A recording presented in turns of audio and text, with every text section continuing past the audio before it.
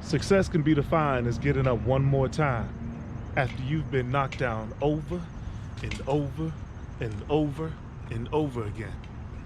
I'm T.Wood, and this is Triumphant Moments, where we highlight all of life's challenges, what's beyond the surface, to inspire, to inform, or encourage people to triumph over life's challenges. Let's go. With me today, technically, this brother, my brother, does not necessarily need an introduction. We're all familiar about his love and passion for advocacy and how he seeks to press forward and help everyone. Mr. Benjamin Crump, how are you doing, my brother? I'm doing good, T. Good to see you. Honored to be on your program. Appreciate it. So I'm sure it's been pretty much a busy day. I'm sure it's been already. I'm sure it's been pretty much a busy day. Did you get a chance to get in and get some things done? Necessarily today already before you got here, or? I got in and went and gave a couple of speeches as I did a beeline to you, brother. I wanted to be here with you. I know we've been talking about the opportunity to just chop it up, and so I'm happy to finally get this day here. Oh, man. Look, let's dive right on into it. So let's think back. You are the oldest of 9 children, born and raised in North Carolina. Is it safe to assume that you are automatically assuming the leadership position amongst them, or sometimes siblings like to step out there and be the leader if they're not necessarily the oldest? How did that work out? Life is interesting. I was a product of a single mother household. Wow. So my mother raised me and my 2 little brothers, and everything I am is because of my mother. She just sacrificed so much for her children, and I'm sure that's the story with many people, but I always like to say to anybody who's listening, everything I am is because of Helen Crump. Wow. And so then I had those 2 little brothers and my stepfather, who is the person who actually I call Dad. Wow. He has 5 other children, and then my biological father has 3 other children. Wow. And so, it is a big tribe. Come on. And they all, I don't know what it is about leadership. The old saying that you walk in the room, the leader never has to identify themselves. Come on now. Everybody else will identify the leader, and that's how it was with my siblings. A lot of them followed me and went to Florida State University because I went to Florida State University. Right. A lot of them pledged Omega Psi Phi because I pledged Omega Psi Phi. Great fraternity, by the way, wouldn't you say? The greatest fraternity. Come on. And then, it's one of those things that when they need advice or anything, they always still call. So I don't know how it happened, honestly, other than what I just told you. People identify who the leaders are without you having to say much. Wow. And see, you literally just harped on my next question. So with me, my mother, growing up down in Gainesville, Florida, I'm a Southern boy, country boy here. Same here. Let's see, okay. Growing up, she really planted an attitude in me to just never give up. And I've done it on so many things that I didn't necessarily succeed at. It's bestowed in me. I can't give up. I put my head down sometimes and I just keep pressing forward. Everyone has watched you on a major stage show a work ethic, show a drive, and show a straight up fire to press forward. So the question raises, who in your upbringing or in your family bestowed that fire in you to press forward like that? Oh, man. I have so many examples in my family of people who just perform miracles every day. And I don't think my mother and my grandmother, who are the most important people in my life, my grandmother's not in heaven. Thank God my mother's still here. Condolences. But, I think like most black women, they just perform miracles every day. They were miracle workers. I'm sure like your mother was. Oh my goodness. I mean, finding a way out of no way, doing the most with the least. And my mother, she indoctrinated me, man. And, you think back about it now, you say, hey, she was being a psychologist really without no degree. Come on. My mother used to tell me, and I watched her work those 2 jobs every day. I mean, she never took a day off, and so I have no excuse to, take days off or to say, woes is me. She never really complained. All she ever said to you was, baby, life ain't fair. Life is hard. And she would always say that, life ain't fair, life is hard. You make it fair by what you bring to the table. And if you don't bring nothing to the table, don't expect nobody to let you sit down at the table. And that's my mentality to this day. I don't expect anything from anybody. I know we gotta work hard to bring something to the table. Right. And so when you say about your mother, just always finding a way, you can't give up and everything. Right. I'm thinking my mom, from when I was 6, 7 years old, saying, no, the reason you ain't at the table is because you got to bring the right thing to the table to sit down at the table. I do that at everything, even in my profession, like everything. I'm thinking about Helen Crump saying that there, and then my grandmother, Mitty Cardell, only had an 8th grade education. We grew up in Lumberton, North Carolina. Come on, man. Still, with that 8th grade education, man, the wisest person I ever met on this earth. I mean, I'm talking about PhD. Think about all the people I've met in my life. Right. I still think nobody is wiser than my grandmother, Mitty Cardell. She just had that common sense that was like that of King Solomon. And my grandmother, she would always say about black people, she would always say, we have to remember we've done so much for so many for so long that we qualified to do practically anything with nothing. And she was always say that there. And so I kind of said, ain't no reason if they could do it with having, far less than us. Come on. We can't offer no excuses. Come on. So I just go every day and say, no matter how challenging it may be, Right. I know my grandparents had it far harder than me. My Uncle Jesse, God bless him, he's been dead now for 2 years. 2 years, wow. And, condolences. Yeah, man. Uncle JB, when I would go to make, of course, I'm a devout man, when I go make arguments in court and everything, he would always give me scriptures to talk to the jury about and to relate. And so what I'm saying is all those individuals have instilled in me attitude that I won't complain. My goodness. I won't complain. You know how the Christians, yes, the spiritual, yeah. I won't complain. See, that plugs that. And see, so as that is a reminder, knowing that and taking a step back from everything that you do. One thing, I work in the mental health field. So one thing that we highlight working in the mental health field is the term and the word self-care.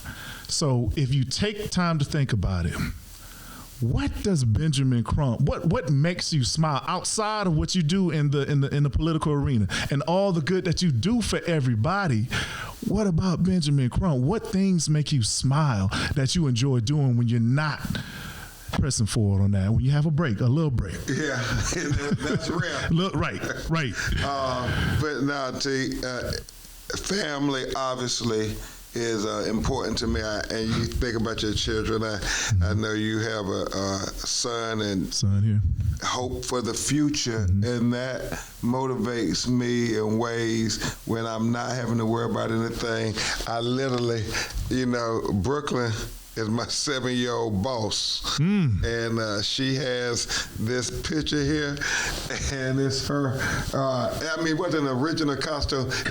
She's a pumpkin. And you see it's flattened out. In the next picture, she puts stuff in the shirt. Come on, man. So that little girl, man, she is somebody who, no matter what I'm doing, if I need any kind of mental break, and I don't know if you're saying, he probably better than my little 7-year-old daughter. I don't know how she got this cell phone against all my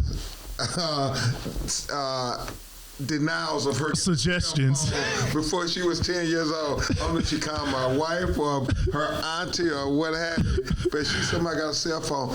And Brooklyn I get these random texts and FaceTime calls throughout the day. Oh man, come on. Little girl, you supposed to be in class. What you doing? I know it's COVID and you at home, but you supposed to be in class. And so that's a good mental break for me, that in and of itself. Talking to my frat brothers and friends and that kind of thing. But then the other thing I do, and it's always been a passion of mine, is I write. I love to write and tell stories. And I guess it's, in many ways, what we do in court, too. You tell stories.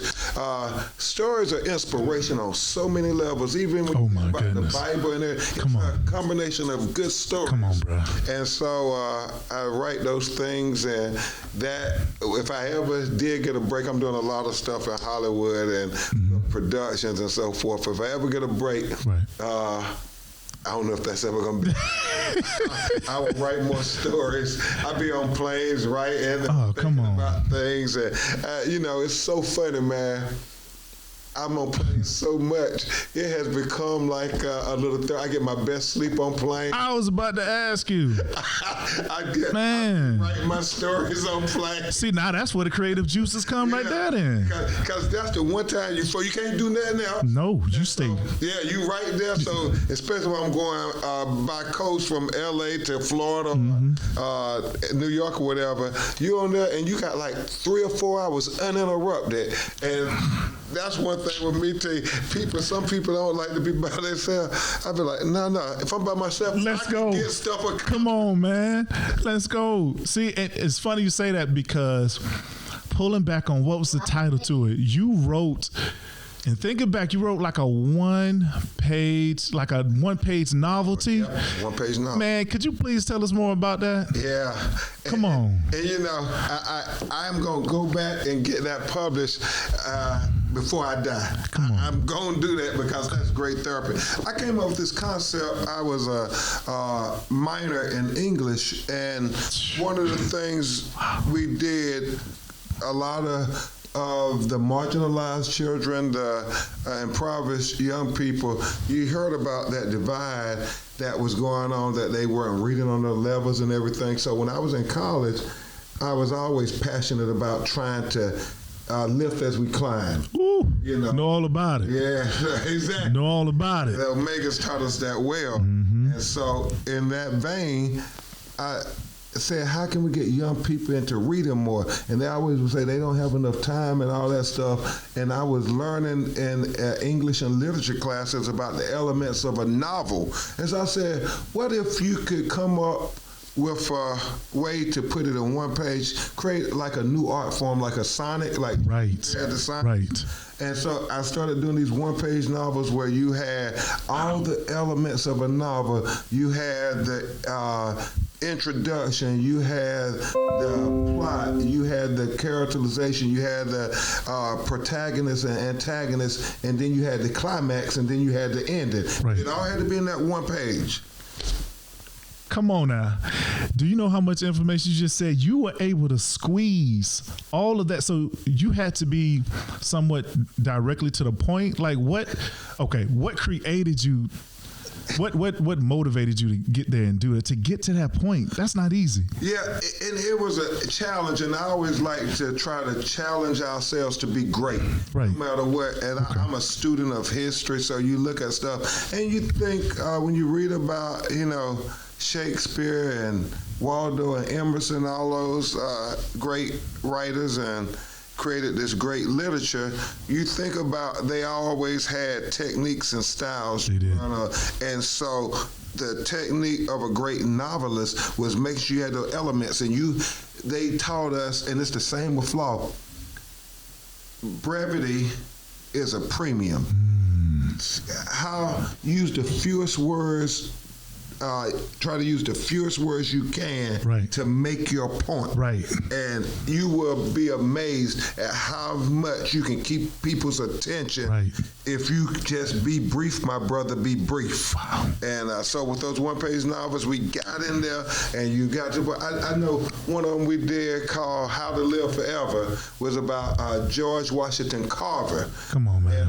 And my grandmother, the story started off, my grandmother, she would have a switch every day when we got home from school. What you know about that? Yeah. my mother was working all the time, but my grandmother, who kept all her grandchildren, my mother had 10 brothers and sisters. But my grandmother would have that switch every day, T, and she would say to every grandchild she had, you better tell me one thing you learned in that schoolhouse today. Oh, that's reinforcements right there. Come on now. You knew you were going to school. You were going to have one thing. Come on. We were going to use that switch to employ the importance of you not forgetting tomorrow to have one thing. And so I started the novel off like that, and I said, but today she didn't need to use that switch, because I told her we learned about a great plant doctor, a man named Dr. George Washington Carver, who helped change the whole economy of America with creating his advances in agriculture. Come on, man. He did this thing, these inventions with the peanut and the sweet potato, and this thing that they still use today called crop rotation. And I wrote it from a little boy's perspective, telling his grandmother. And I said everybody acknowledged him as a great man. And then his grandmother interacted, because you got to have dialogue. She said he was a heap of a great man. And I said, in fact, Grandma, they told us that he even, my grandmother said he even turned down $1 million. And, we said $1 million. I'm waiting on you. Yeah. This was back in, the 1920s and 1930s when him and Booker T. Washington was at the Tuskegee Institute. And it was a man named Thomas Edison who wanted to have this great inventor, George Washington Carver, come and work for his company, GE. See. And it was very attractive, but what I said was more profound is the reason why George Washington Carver turned him down, turned $1 million down. That's more powerful than just... Yeah, and so what George Washington Carver said, as I put in the one-page novel entitled How to Live Forever, he said, Mr. Edison, chances are if I take your offer of $1 million, I would die a very rich man. He said, but you see, if I stay here with these children, have you ever observed the life cycle of a plant? It grows from an infant sprout, and it gets its sun and water and the rays, and it grows up and becomes an adult, and it lives the full life cycle. And then at the end of its life cycle, it withers up back in the ground, and its nutrients and elements that are in the plant then go back and cultivate the soil and help the new plants come up. And he says, so in essence, the plant never dies. So you see, if I stay here at the Tuskegee Institute and continue to educate these new sprouts like the plants, I'll live forever. Come on, man. Come on now. Jewel alert. That's a jewel alert. You're going to hear a lot of gems and jewels being dropped on here. See, when you take a look at that, Florida State University. We're in Tallahassee, Florida. Florida State University, home of the Seminoles. We're having some challenges now. Go Gators. So, out of any college that you chose or had an opportunity to choose, Something had to stand out about the situation. Was it demographic? Like, what made you choose Florida State? Right on the nose, Frat. See? I wanted to go growing up in North Carolina, and I then went to high school in Fort Lauderdale with my dad, my stepdad, but I called Dad, and my mother, God bless her. She made a decision, one of the most unselfish decisions a mother could ever make, and it's the Boys in the Hood scene, where she made the decision that boy needed a man to teach him how to be a man. Come on, man. And so forth. So she wanted me to have more opportunities in life, and in rural Lumberton, North Carolina, it was very limited. Sacrifice. So she broke her heart. She let me go when I was in the 9th grade, and I went to high school in Fort Lauderdale, Florida. And what happened was, my mother, obviously, we were poor, and I wanted to go to the University of North Carolina, or Morehouse, or Howard. Those were going to be my choices. And look at here. You heard it here. And what happened to man? Out-of-state tuition, you saw how much it cost there. We being poor. So I got this scholarship from the Miami Herald called the Silver Knight Scholarship, where they would pay for your tuition, because I was in journalism in high school. And one of the stipulations was you had to stay in the state of Florida. Hey, T, you want to do something funny? Come on, man. You talking about my mental health? This is Brooklyn. Come on, man. Put on your right quick. Hey, baby. Hi, Daddy. I want to see you. Baby, I promise I'm trying to get to you. I'm in Tallahassee now. I'm home. I'm doing an interview. And when I finish the interview, I'm going to come and look at your Halloween costume. That's right. That's right. Okay. I miss you. Miss you too. I love you. Miss you too. I love you more. I do. No, I do. I do. I love you 100 times. I love you infinity times and beyond. She won. Infinity and beyond. Okay, I'm gonna let you win this one. I'll see you soon. See? You too. Bye. Bye-bye. Mwah. All right. Speaking of motivation, come on, man. And my baby, before I go to answer your question, I got to Florida State. My baby's a little lawyer in the training. When she called me and she said, "Daddy, I miss you. When you coming home?" I say, "I'm coming home soon." Brooklyn say, "No, Daddy. When are you coming home specifically?"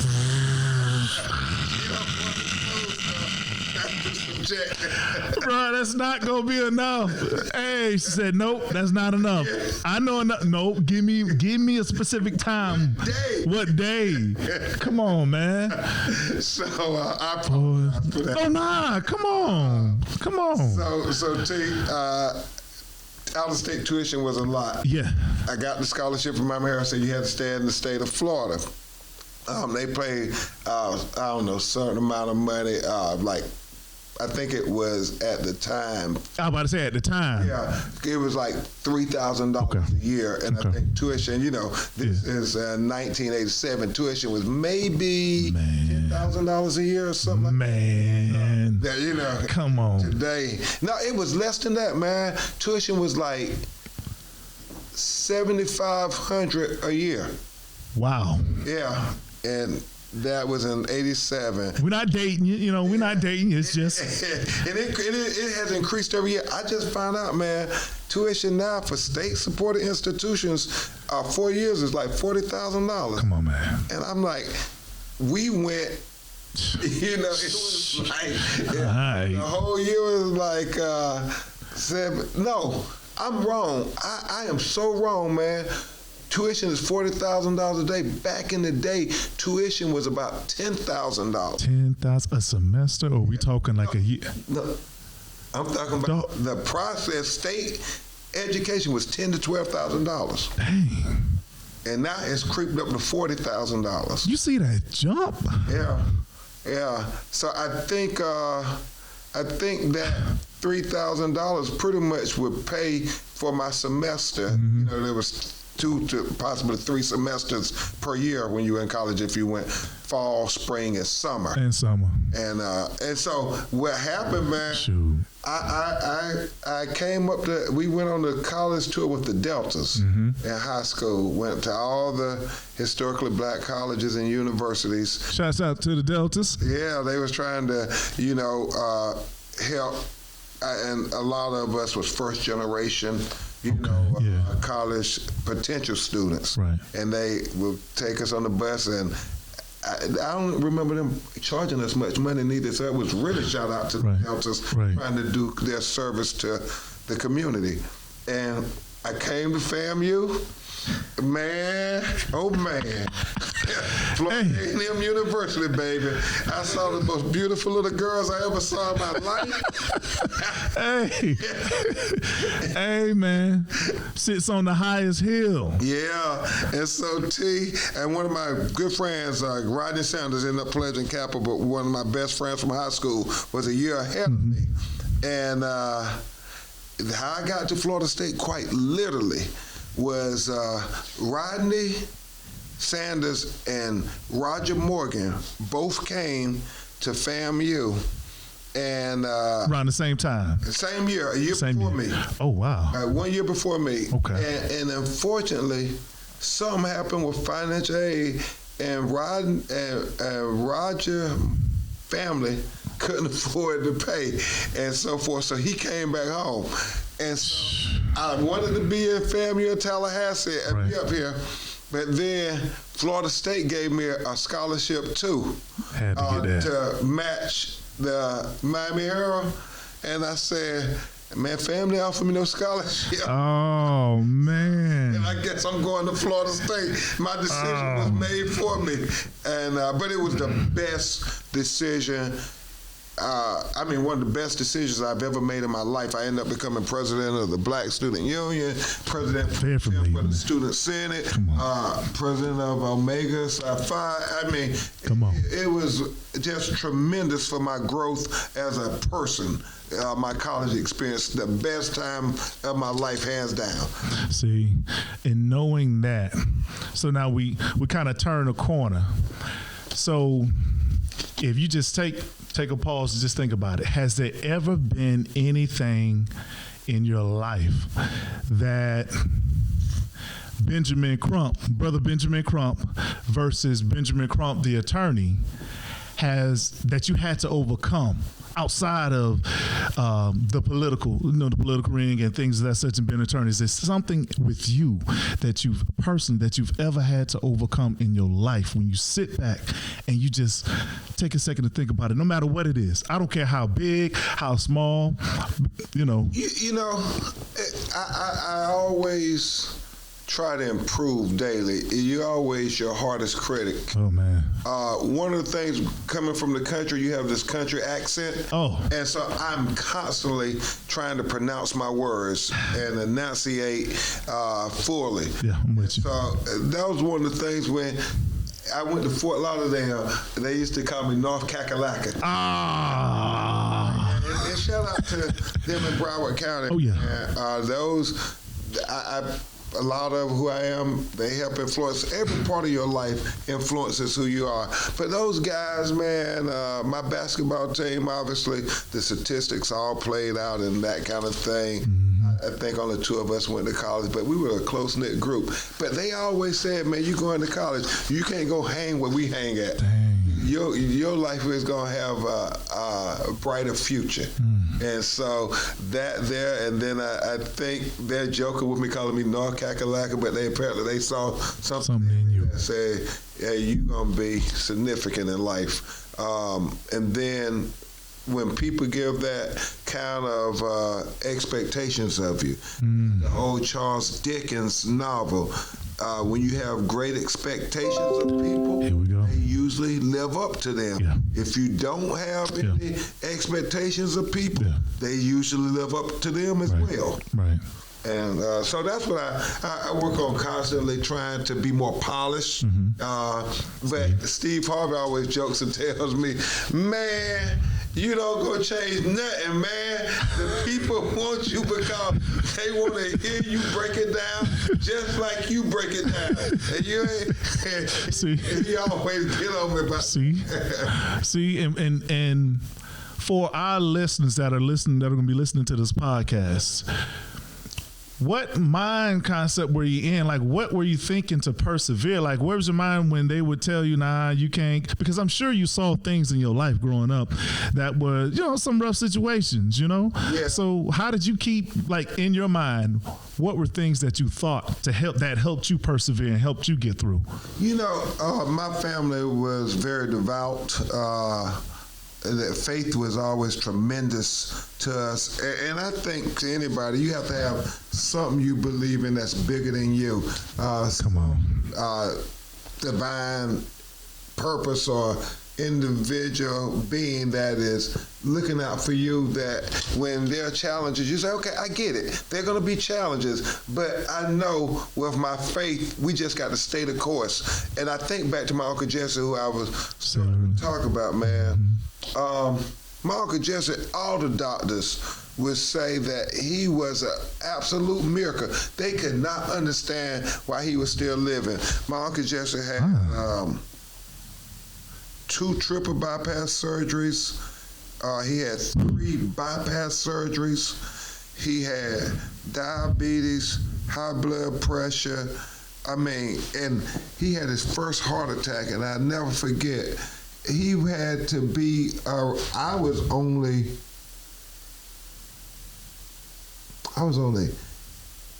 13 years old. I moved to Florida. 13 years old. Call. Come on, man. Maybe he had a heart attack, but he was going to be okay.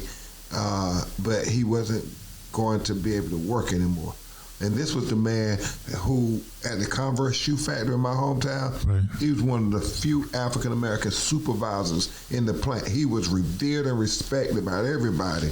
And then Uncle JB health just kept going downhill. Yeah. But yet, you never heard him complain about it, man. And he always talked about, because he had the faith of a mustard seed. Come on. He said, well, God just trying to have me pass this test so I can be a better testimony for y'all. Oh, my goodness. See, just tapping into, you said you were 13 years old? 13 years old. Not that you remember every single thing in that moment.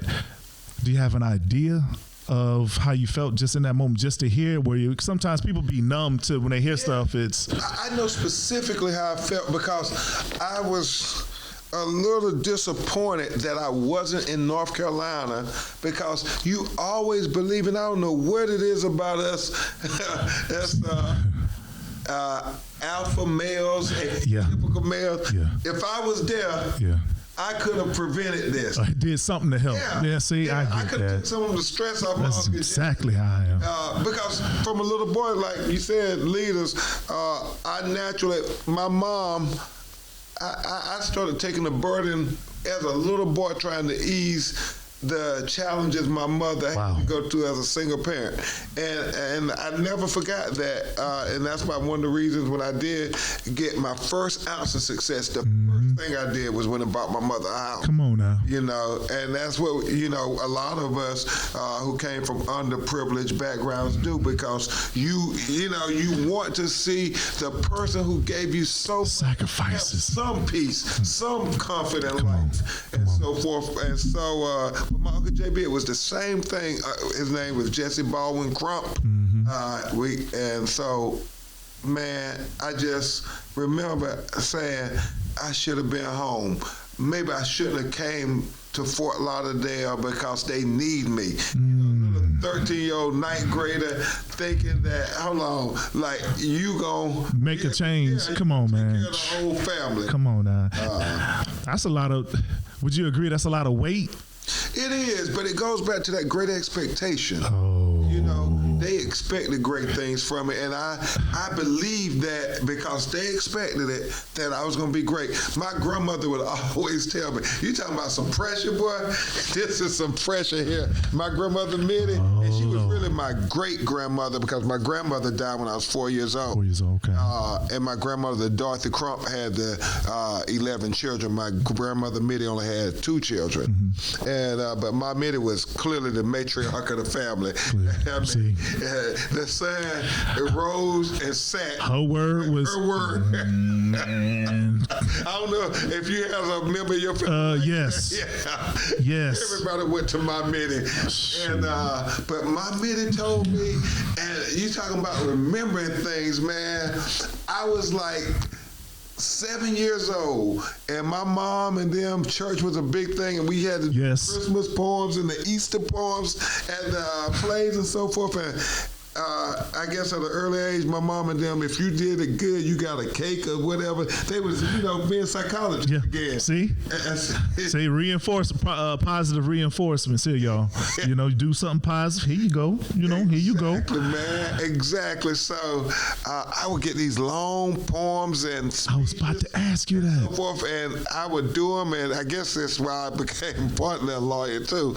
But I would do them in front of our church, and back then, even though it was only 100, 200 members, that was the world to you. Come on, man. Up in a little small town, so I give those speeches and that kind of thing, and I was good at it. Everybody wanted to say, "Okay, let's see if Ben Crump gonna mess up on this speech, or he gonna do it." Come on, and man. I would come and I would nail it and everything. So my preacher, Bishop Bryant, they all started noticing that this young man is gonna be somebody. And my grandmother, talking about pressure, she sat there one day. And she told me all her grandchildren, she got 11, her daughter had 11 children, and now they're having children. So you multiply something like 30 of them and everything. And all of us was impoverished, working in factory, working in tobacco fields and those things. And then we had some demons with alcohol in our family. Gotcha. Gotcha. And that's why I don't drink to this day. I promised my grandmother I would never drink or smoke cigarettes, dope, nothing like that. Anything close to it. Yeah, close to it, despite the Omega's best efforts. Come on, man. Because my grandmother always say, I want somebody in our family to be legitimate. I always say that. But then the pressure she put on me, T.Wood, man, you got me going deep, man.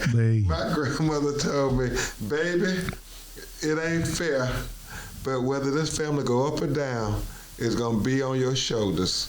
To tell a 7-year-old dad. Bruh.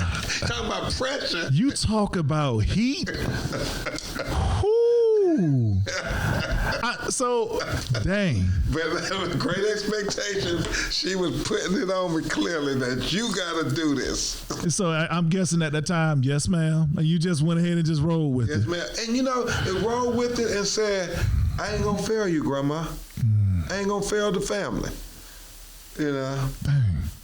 See, with that said, I want to touch back on something that you had mentioned, and even thinking about when it comes to alcohol per se. Did you reacted that way of just, you said don't do it and you just didn't do it?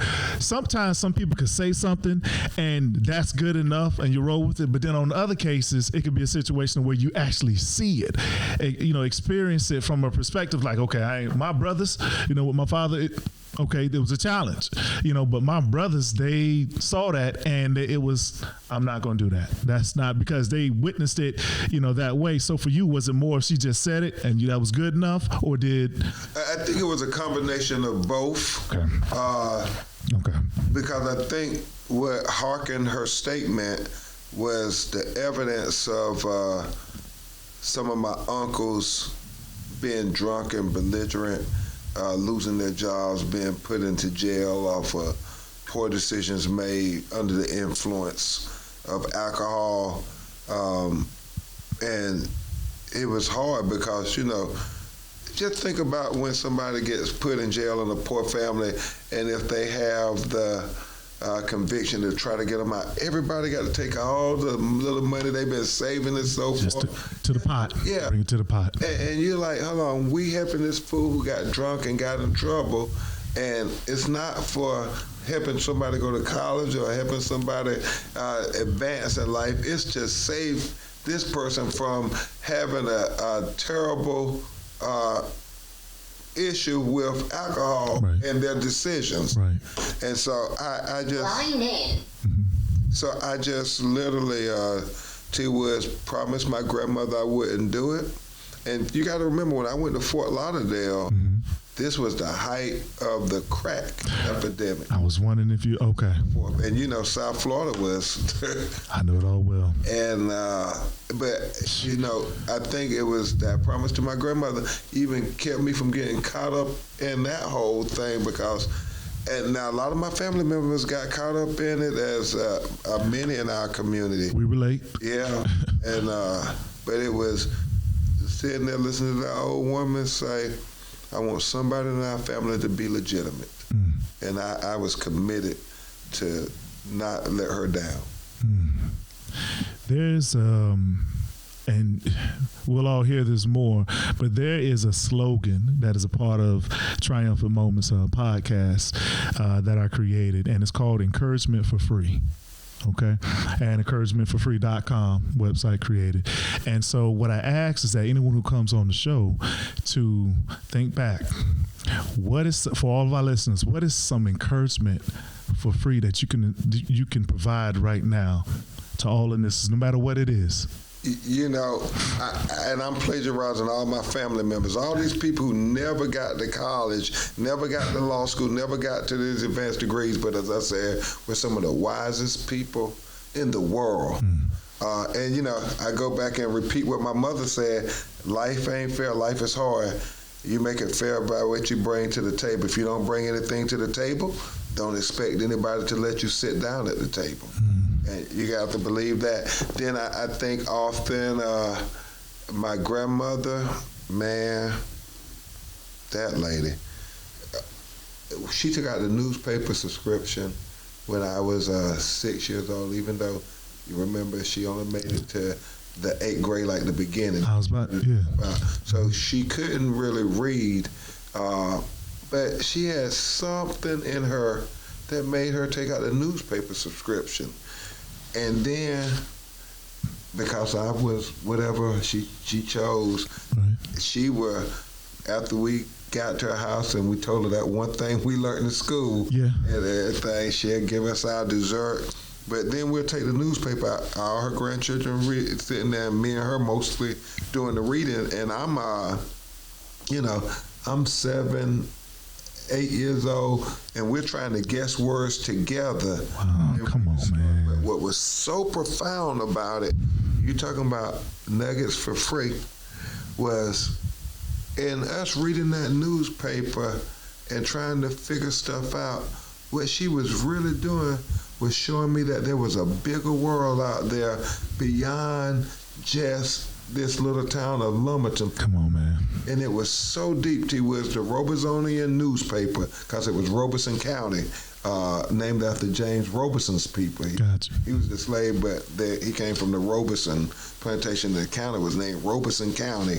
And we took out the Robesonian newspaper, and we literally would read it every day. And then I started looking forward to doing it, because we was back then President Carter and Mother Teresa, Tony Dorsett and the Dallas Boys, Roger Staubach, and all of them. Them times. Yeah, we reading all these things, and I'm thinking, man, I wonder what it's like to go to Irving, Texas, and Cowboy Stadium.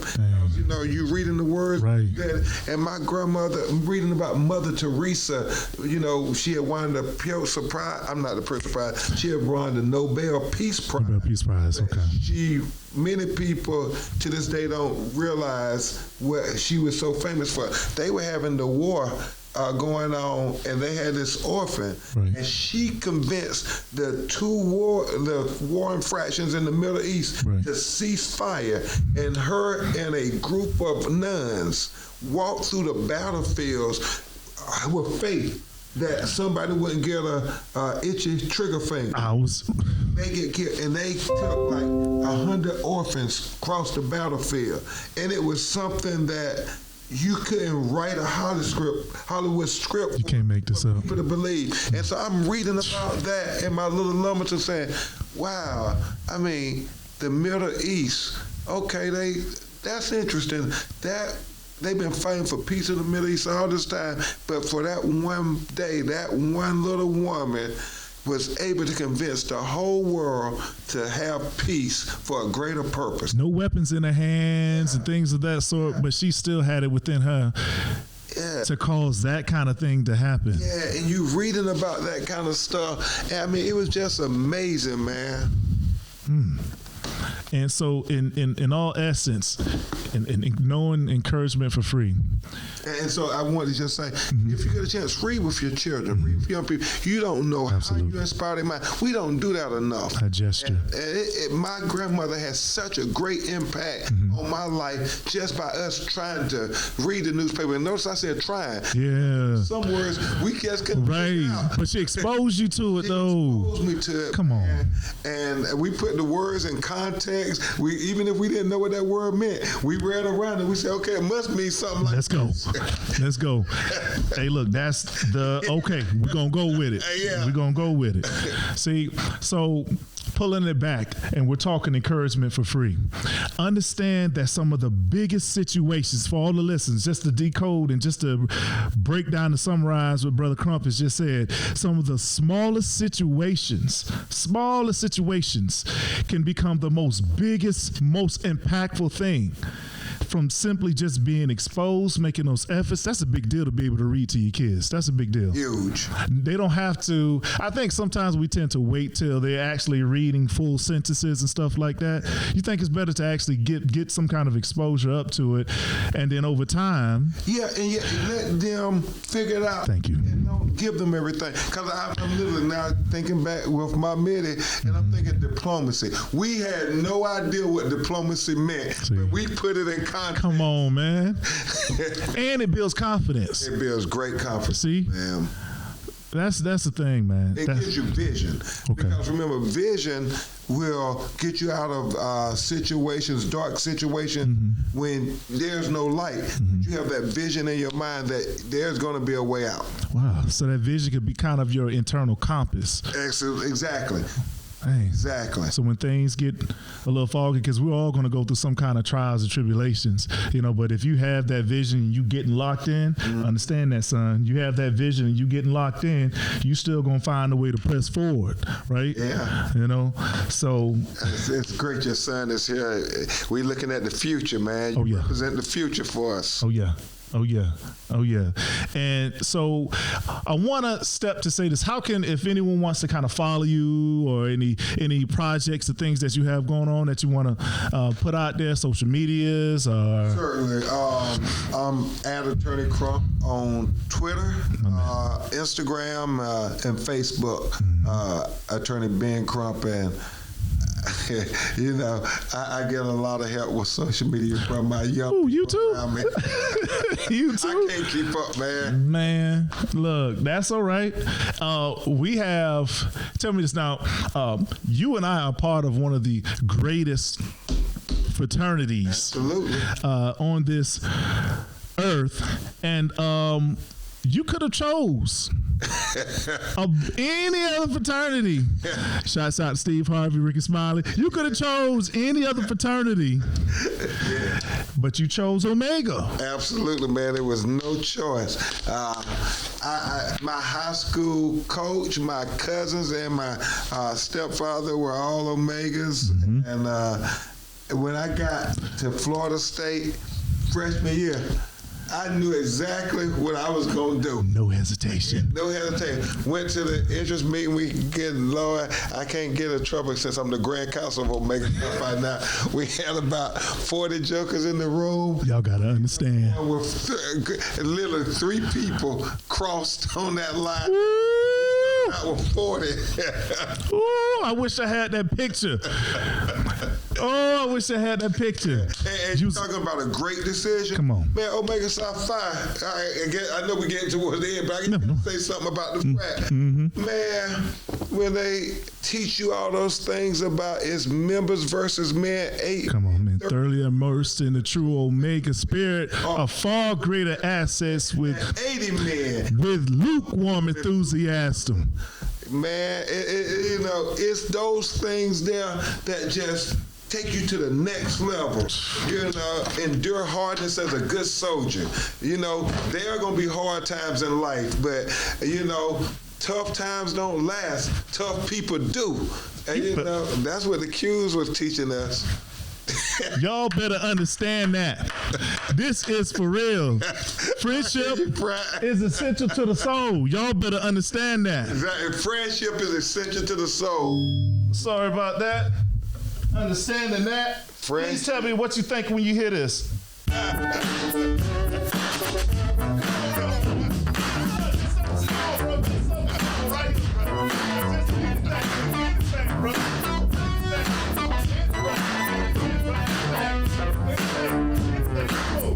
Yeah, this is a story of famous dog. But the dog that chases its tail will be busy. These